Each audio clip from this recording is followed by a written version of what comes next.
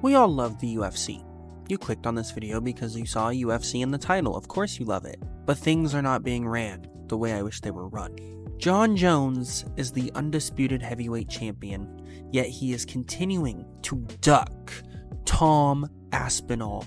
And that just can't be happening. He's gonna fight 49-year-old Stipe Miocic? No. Today, I am going to make my own universe mode within EA Sports UFC 5. I'm going to make my own events. I'm going to have my own rankings, my own champions, my own retirements, everything. And we're going to make the cards exactly how I would make them if it was up to me in real life.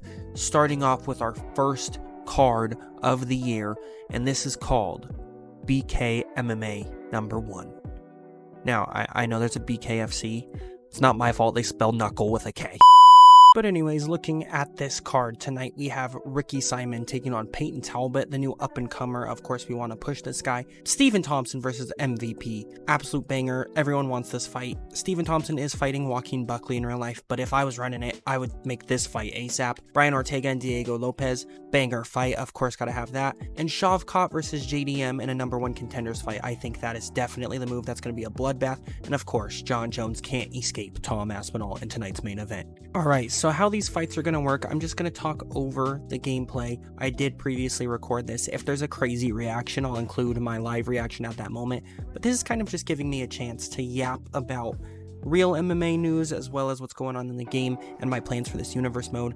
Of course, we have Payton Talbott, who's a very, very highly rated prospect. Probably the biggest prospect we have in the UFC right now, debatably. I know we have guys like Bo Nickel, but I would honestly put Payton Talbott in that discussion because he's just so exciting. He's a more exciting fighter than Bo Nickel.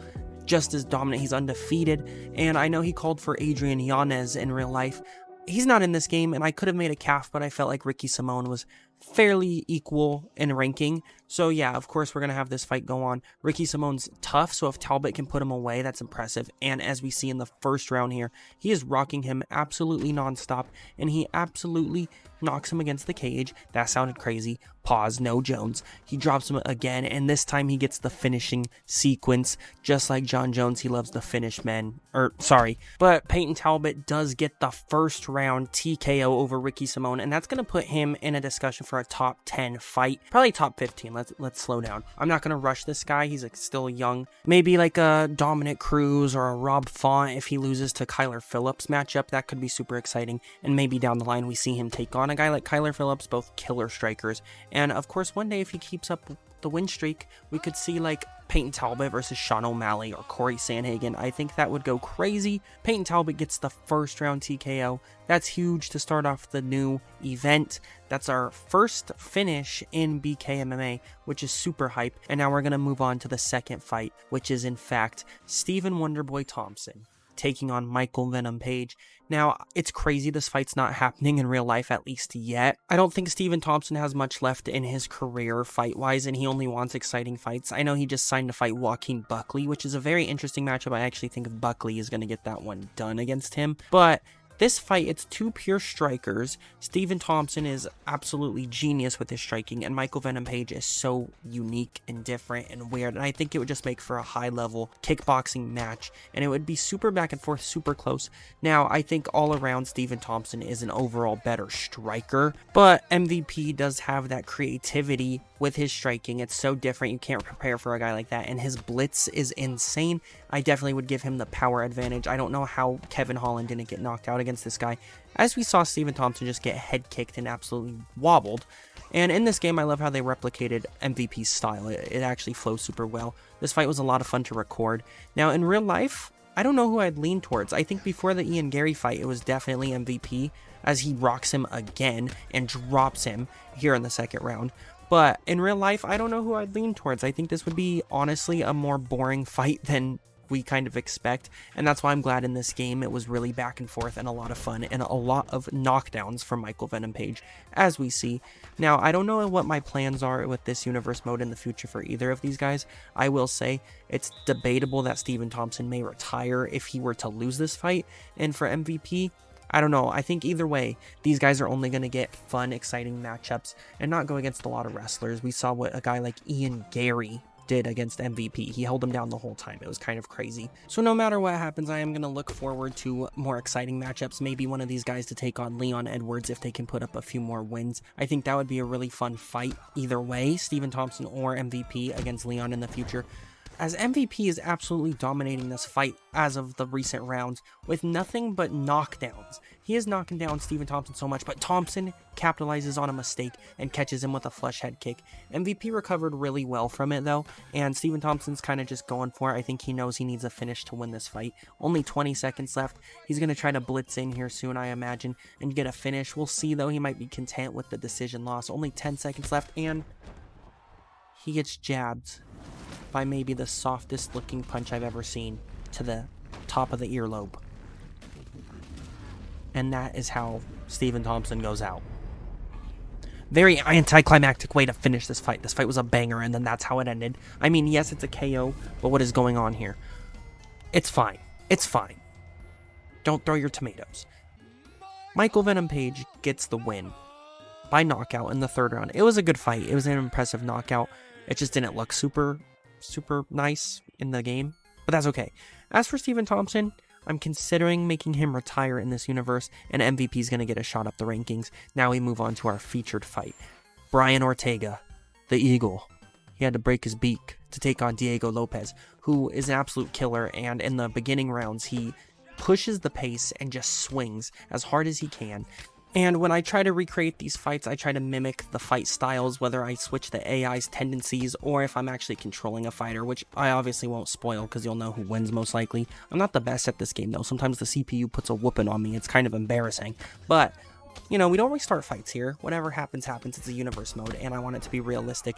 As Brian Ortega gets dropped, his eagle beak is broken as he's getting punched in that eagle beak nonstop by Diego Lopes, who is one of my new favorite fighters in the whole entire sport right now. He's super exciting.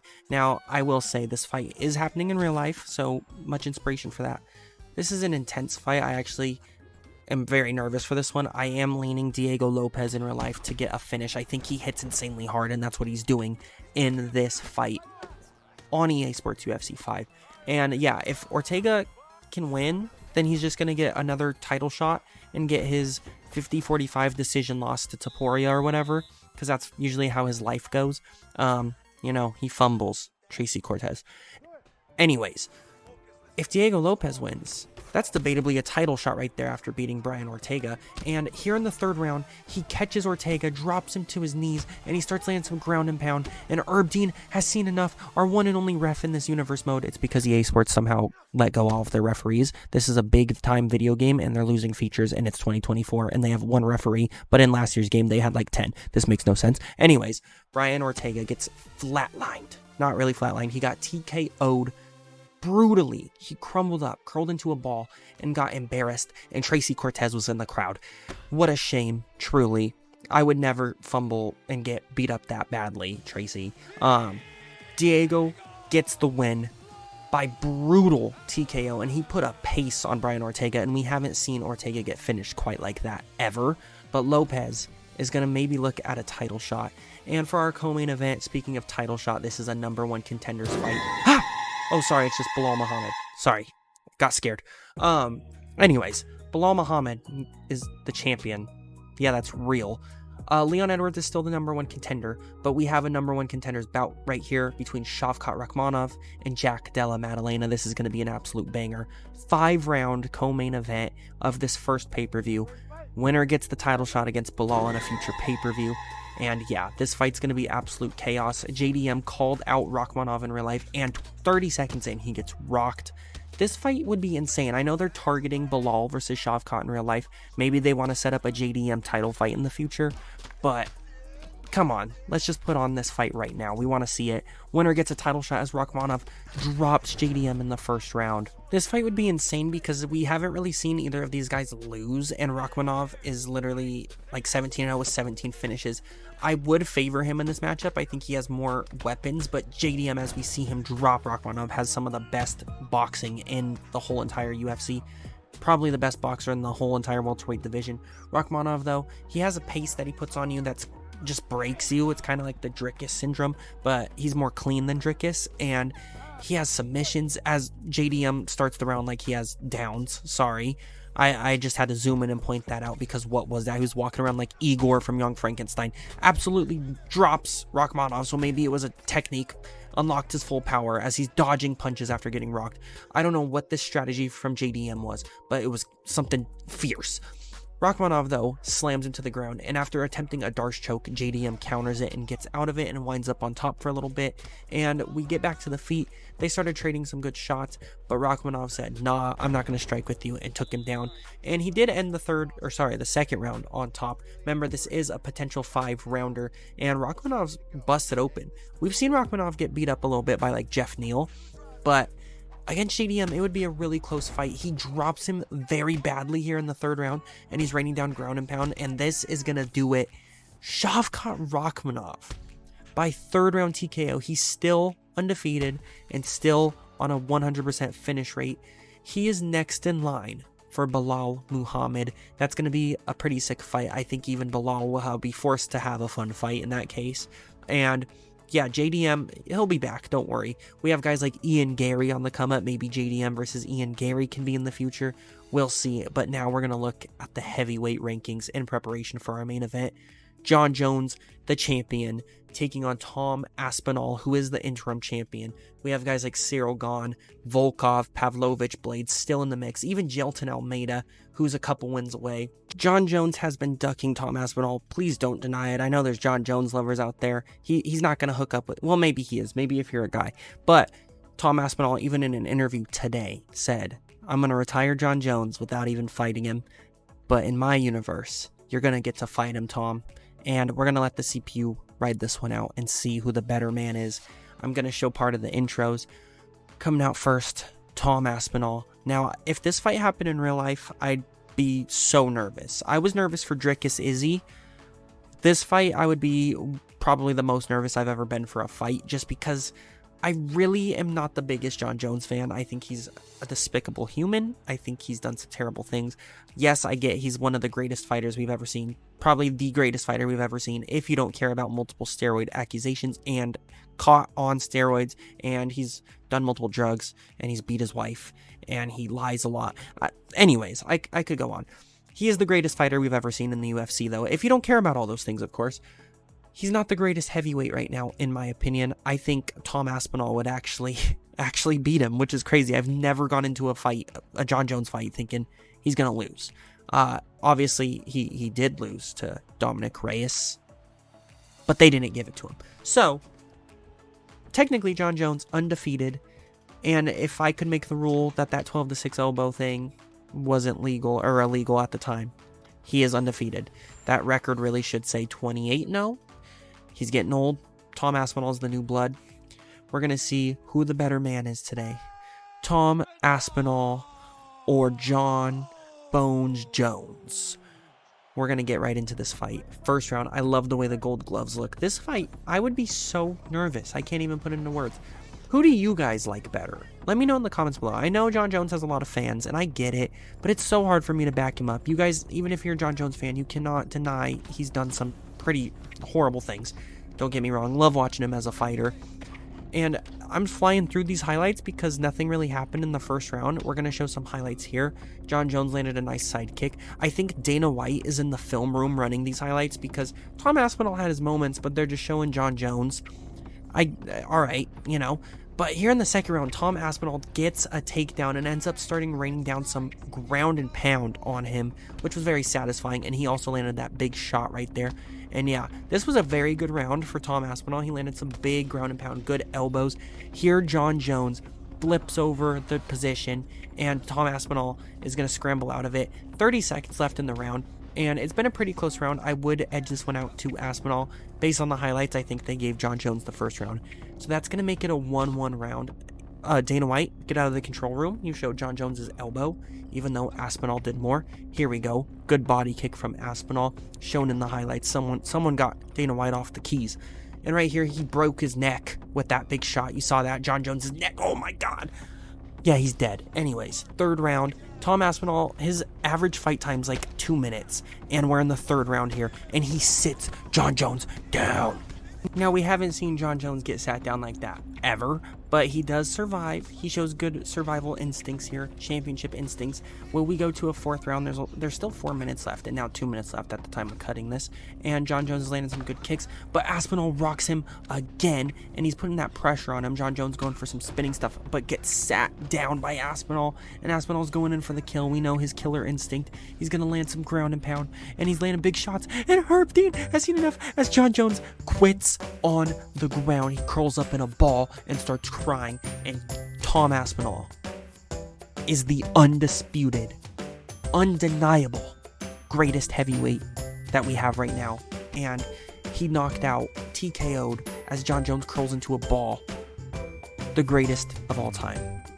Tom Aspinall hands Jon Jones his first and only loss, because Jon Jones will in fact be retiring after losing this fight, and Tom Aspinall, he does it. He did it. And Dana White, look at him. He looks like he just saw a ghost. And it was just Jon Jones's ghost coming out of his body. Look how unamused Dana White is. I'm forcing him to put this belt on. I'm in a microphone in his ear, and I'm like, you put that belt on Tom Aspinall. He's the champion of the world. So sorry, I don't know what got into me, but Tom Aspinall is the undisputed champion, and I couldn't be more happy. Tom Aspinall is the man. I am praying if they ever fight, he gets the job done against Jon Jones. In my universe, Stipe Miocic is not here, as we're going to get a rankings update, where now we see Tom Aspinall is the champion. Cyril Gane is the #1 contender. He's going to be taking on Volkov soon. The winner of that will get a shot against Aspinall. We got a lot of movement in this heavyweight division. We'll see who Jelton Almeida has to fight. There's going to be a lot of fun things going on in this universe mode. That's why I'm super excited to do this. This is why this idea sparked. There's just so many fights I think could be made, and so many different outcomes, and I get to play them or watch them if I'm not really sure who I want to have get the win. But yeah, I hope you guys enjoyed this concept and this idea. It's a lot of fun to make these, and I'm excited to make the second one. I already filmed all the fights for it. I just got to do a voiceover. I'm going to try to release these weekly or maybe bi-weekly. I'm not going to do like fight night events. I'm only going to do pay-per-views, so I will have some real fight night main events taking place on main cards of my pay-per-views. I also am not including women's MMA. I'm so sorry. I don't think I'd have a lot of fun keeping up with the women's rankings. It's kind of a dead division right now. I know Alexa Grasso's fun. I know Weili Zhang's fun. That's the only fight I want to make, a super fight between Weili and Alexa. Maybe we'll do that. I don't know. I know we got Kayla Harrison. I don't want to play as the women. I don't want to have a division for them in this game. They're off somewhere else. I hope you guys like this concept. This is Buddy Keg MMA. Gonna start making more content. Gonna start doing these universe modes. Gonna start doing predictions for real life UFC events. And yeah, that's it for me. See y'all in the next universe mode. Peace out.